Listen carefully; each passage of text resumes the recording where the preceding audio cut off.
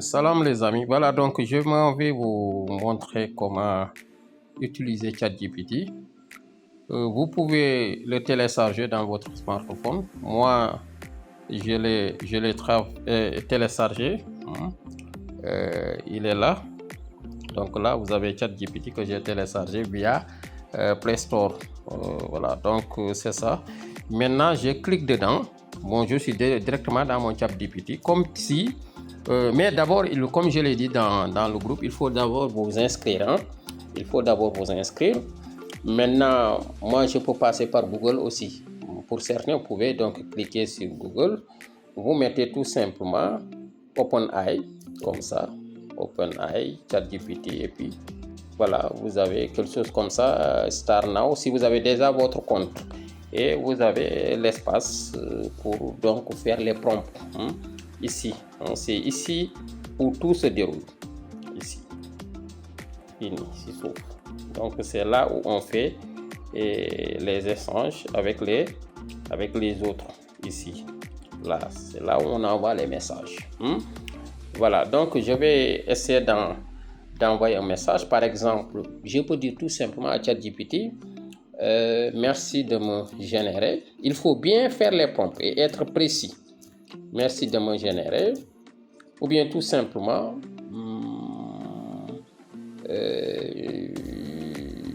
je veux que vous me donnez certaines informations sur par exemple Mohandas Gandhi. Voilà, Gandhi.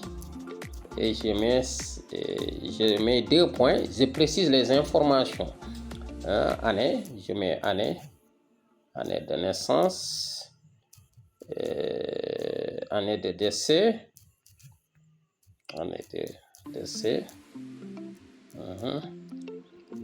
et deux événements dans lesquels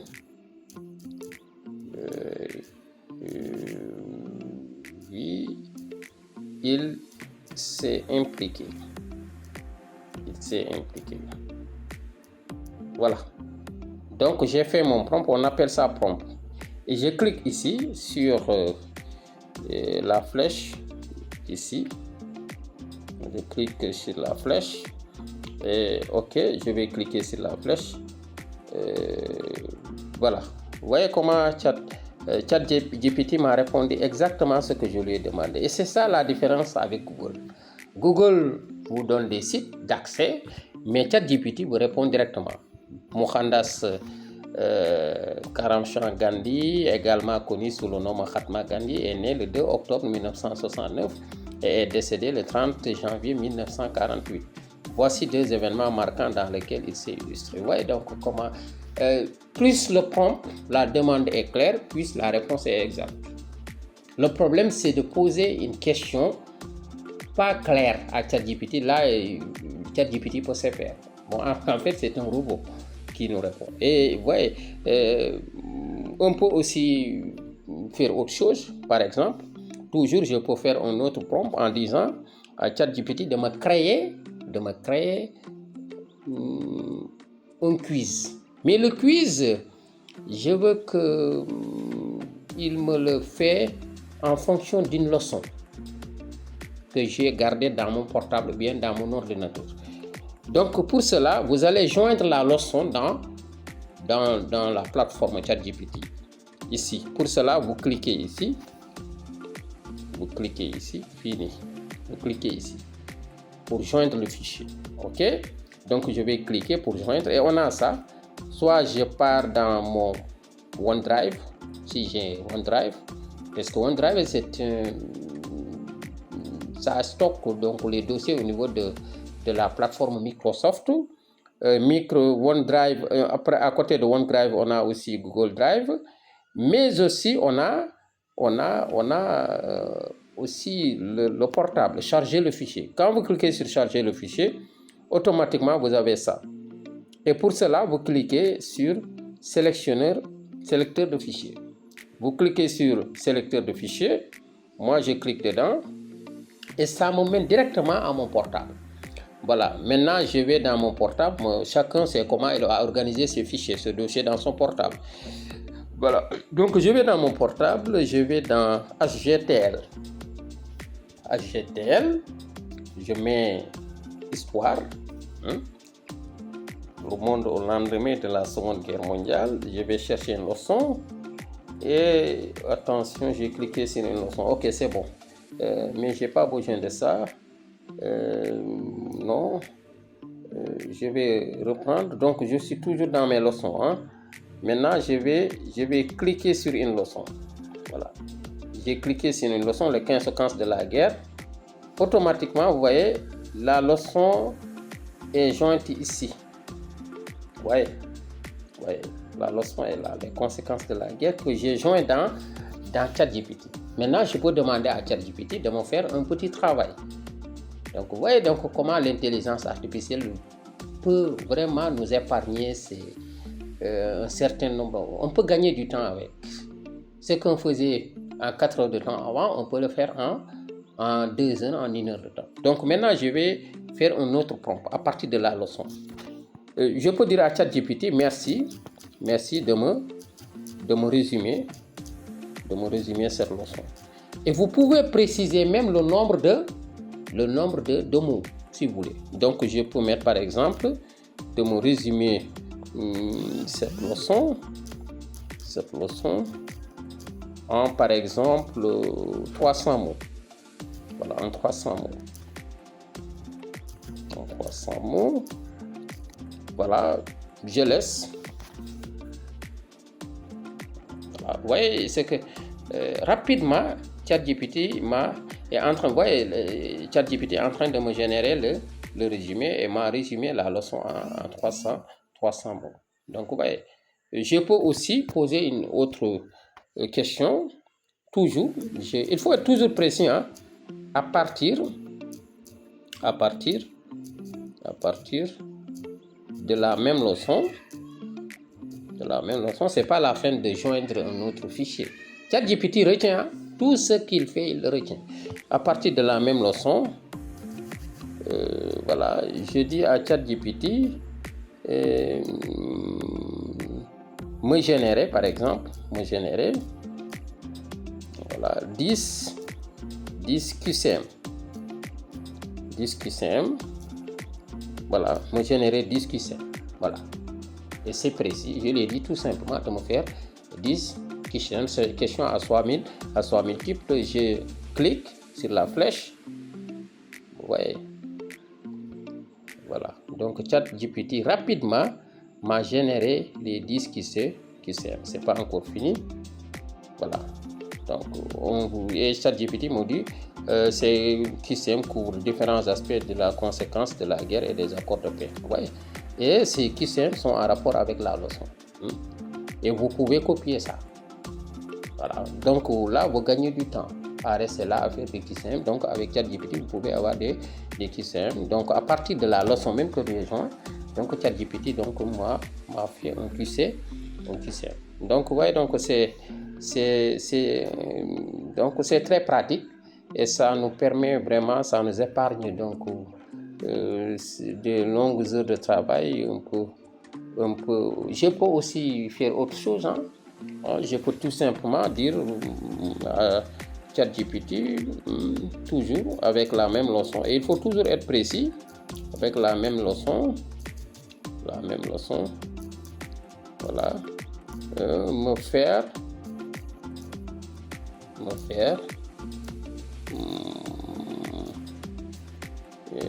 oui, une fiche de révision. Voilà. Vous pouvez faire des fiches de révision pour vos élèves. Voilà, donc je vais voir ce que ChatGPT va me faire. Vous voyez, la fiche de révision. Donc ChatGPT a résumé la leçon. Le bilan économique, voilà, et a retenu les questions essentielles de cette leçon. Conférence de Potsdam, et c'est comme ça que ça se déroule. Vous pouvez faire des fiches de révision pour donner ça à vos élèves. Ouais, donc voyez, en conclusion et tout, la Seconde Guerre mondiale a eu des conséquences dramatiques, mais aussi, et c'est ça, hein. Ouais, donc c'est une intelligence artificielle vraiment et qui pourrait nous permettre d'être plus rapide, plus concis et puis voilà. Voilà, donc on peut faire aussi d'autres choses avec ChatGPT. Je peux dire par exemple à ChatGPT de m'écrire un discours. Je lui demande par exemple, je pose une question, j'ai une fête de fin d'année,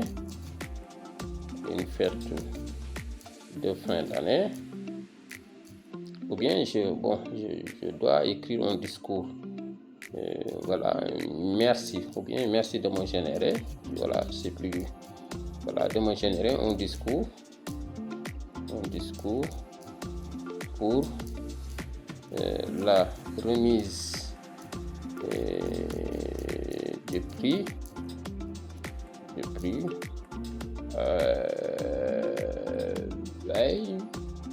Miss Science, oui, Miss, ou bien je mets Miss Mathématiques, comme on le fait, Miss Mathématiques. Oui, voilà, Miss Mathématiques, merci de me générer un pour la remise de Miss Mathématiques, oui, dont le thème général, dont le thème porte, oh là là, oui, dont le thème porte sur l'intelligence artificielle. Voilà. Donc je vais voir, on va voir ce que ChatGPT va me faire.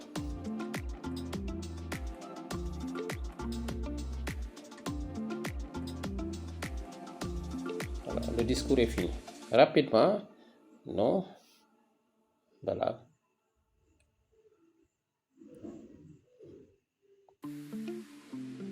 Voilà. Donc vous voyez le discours. Le discours est là. Mesdames et messieurs, chers lauréates, chers invités, c'est avec une immense joie et un grand honneur que je me tiens devant vous aujourd'hui pour cette cérémonie qui célèbre l'excellence, le savoir, la passion, la remise des prix Miss Mathématiques, et ainsi de suite. ChatGPT vous écrit tout le discours et à la fin, je vous souhaite une excellente continuation dans vos études et dans vos carrières. Donc, on peut faire beaucoup de choses avec, on peut faire des recherches, on peut se poser une question ou bien oublier quelque chose. Vous allez comme on l'a fait avec la première question. Voilà. Avec le premier prompt, on a demandé à ChatGPT de nous faire une présentation. Je pense que c'est de Mohandas Gandhi, année de naissance, année de décès et 2 événements. Et ChatGPT nous a répondu correctement. C'est plus direct que Google, quoi. Le Google, vous cherchez, mais ici on vous donne exactement la réponse. Et pour les QCM, c'est la même chose. J'ai dit à ChatGPT de me faire les QCM. Automatiquement, ChatGPT m'a fait les QCM. Je peux même demander à ChatGPT, je vais voir, partant de la leçon jointe, me dégager les principaux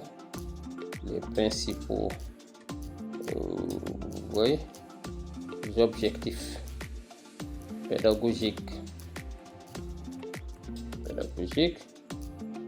Un objectif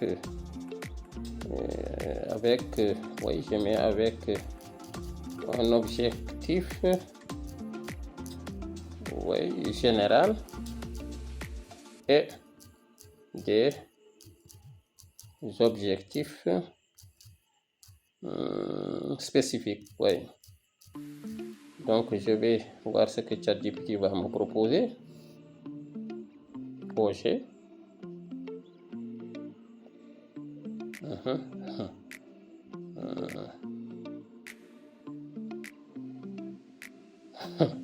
Et ouais, le ChatGPT nous a, nous a fait voilà, nous a dégagé les objectifs pédagogiques. Voilà. Donc, ouais, voilà, à partir de cette leçon intitulée Les conséquences de la guerre et le règlement du conflit, voici les principaux objectifs pédagogiques.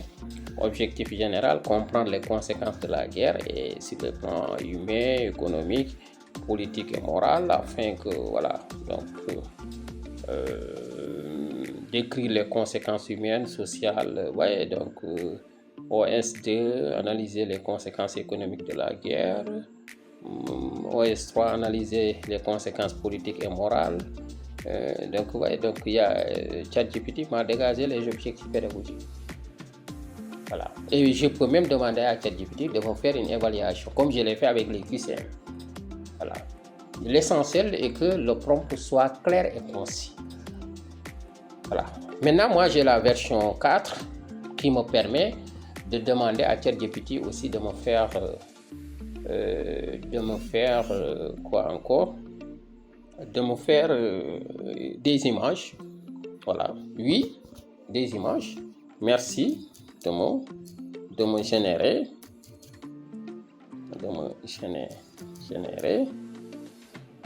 une image avec des personnes, je précise, des personnes noires, oui, noires, en train de danser dans un village africain. Je vais voir ce que ça va donner. Parce que dans ChatGPT est incorporé DALL-E. DALL-E, c'est une intelligence artificielle. Parce que ChatGPT utilise beaucoup d'applications. Hein. Même pour le codage, ChatGPT utilise. Voilà, donc voilà les images d'Africains. Donc là, c'est des images qui ne sont pas réelles. Souvent, ChatGPT, pour des problèmes de droit, évite, mais peut me donner des humains quand même. Là, attendez, si je lui dis de me, pourquoi pas des humains? Pourquoi pas des humains? Oui, je vais voir ce que, voilà, vous voyez ce qu'il me dit. Il me dit, les êtres humains dansent pour plusieurs raisons. Bon, là, il n'a pas compris ma question. Hein. Ouais, parce que le concours. Voilà, donc effectivement, donc avec ChatGPT, on peut faire. Mais cela, il faut avoir la version 4. Hein. La version 4, donc ChatGPT 4, oui, c'est la version payante. Donc ça vous permettra de faire beaucoup de choses. Moi, la plupart des images que je réalise, je les fais soit à partir de idéogrammes ou bien à partir de ChatGPT. Et vous allez plus vite dans le montage et autres. Voilà donc ce qu'on pouvait retenir par rapport à ChatGPT. On peut aussi aller plus loin, on peut même étudier l'anglais. Voilà. Donc, ou bien même poser des questions. Par exemple, je peux demander pas seulement, je peux demander à ChatGPT de me faire, merci de me générer,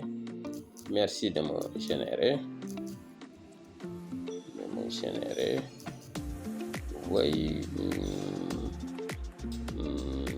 un cours de philosophie, oui, un cours de philosophie sur l'art. Donc voilà, on va voir ce que ChatGPT va nous donner comme voilà.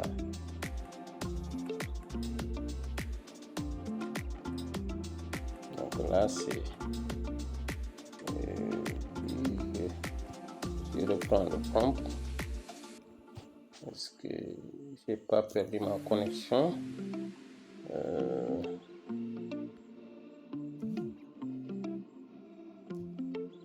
Oui. Voilà. là, j'interroge Bayo, hein, peut-être qu'il peut ne pas être satisfait, mais là, vous voyez le cours de philosophie, qu'est-ce que l'art? ChatGPT me donne l'introduction, définit l'art, un défi philosophique, l'art comme imitation de la réalité, et mimer 6 ans. Moi, je ne suis pas prof de philo, mais je pense que ça va, hein? Donc, l'art comme création, l'art comme expression de soi, l'art entre beauté et fonction, l'art et le beau, vous voyez. Donc là aussi, bon, l'art contemporain, c'est défi, voilà. Donc il suffit d'être clair dans, et voilà, la leçon est là sur l'art, évidemment. Donc plus on est clair, plus on a des réponses satisfaisantes. Voilà, donc je pense que on a l'anglais aussi, on peut le faire, hein. Je peux par exemple dire à ChatGPT, oui, et malheureusement j'ai mis, voilà. Cours de philosophie. Voilà. Qu'est-ce que l'art? Introduction. L'art est une activité humaine universelle. Voilà, donc, dans toutes les cultures et à toutes les époques, les êtres humains ont produit des œuvres d'art. Peinture, sculpture, musique, danse, littérature, voilà, etc. Mais qu'est-ce que l'art? Comment définir cette activité humaine? L'art a-t-il une utilité? Voilà, je peux même vous lire ce que vous avez écrit à haute voix. Voilà, donc grosso modo, on peut aussi, on fera une visioconférence peut-être. Je ne sais pas si c'est après que je vais mettre ça en ligne ou avant, mais ça sera complété par le webinaire. Voilà.